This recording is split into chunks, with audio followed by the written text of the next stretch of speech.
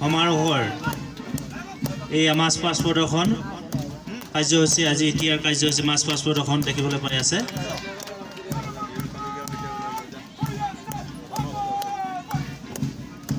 আমাৰ ইয়াত সৰ্বমুঠ 150 আৰক্ষী RCয়ে ইয়াতে ট্ৰেইনিং সমাপন কৰিছে আৰু তেখেতসকলে ইতিমধ্যে শপত বাক্যও পাঠ কৰিছে। আজিৰ পৰা তেখেতসকল এজন এজন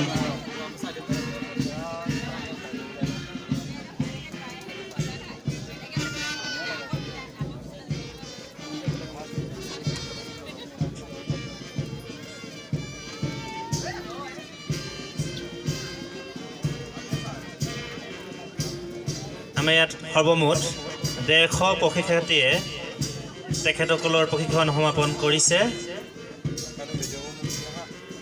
এই দীঘলীয়া কাৰ্যসূচীত তেখেতসকলক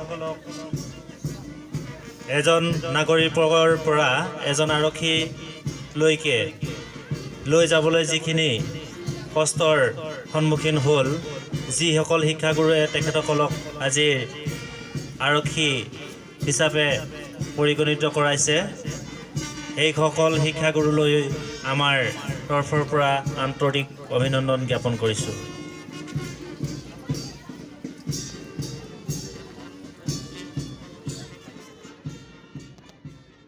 আমাৰ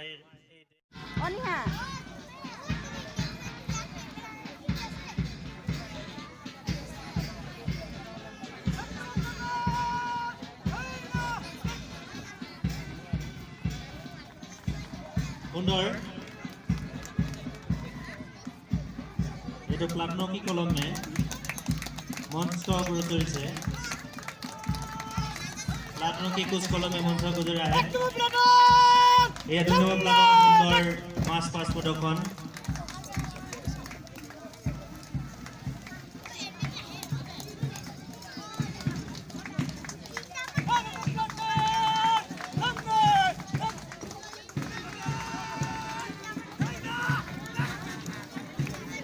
এয়া প্লাটনকী কোচ কলমে 3 নম্বৰ প্লাটুন সুন্দৰ মাছ পাছ প্ৰদৰ্শন।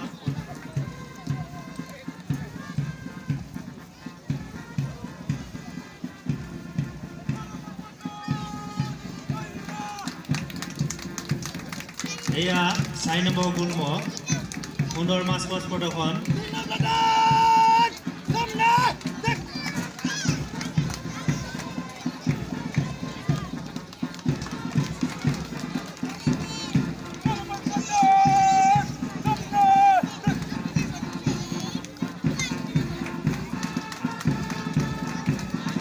এয়া আছিল আমাৰ জামুগুৰিহাটৰ 12 নম্বৰ অসম আৰক্ষী বাহিনীৰ ব্ৰেণ্ডী।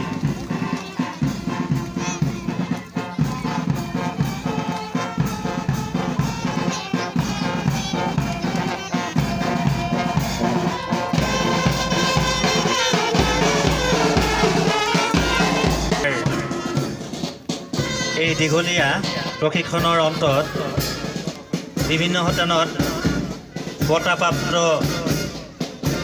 পাবলৈ সক্ষম হোৱা আমাৰ প্ৰশিক্ষণৰত জোৱান কেইজনক আমাৰ ইয়াতে বঁটা প্ৰদান কৰা হ'ব।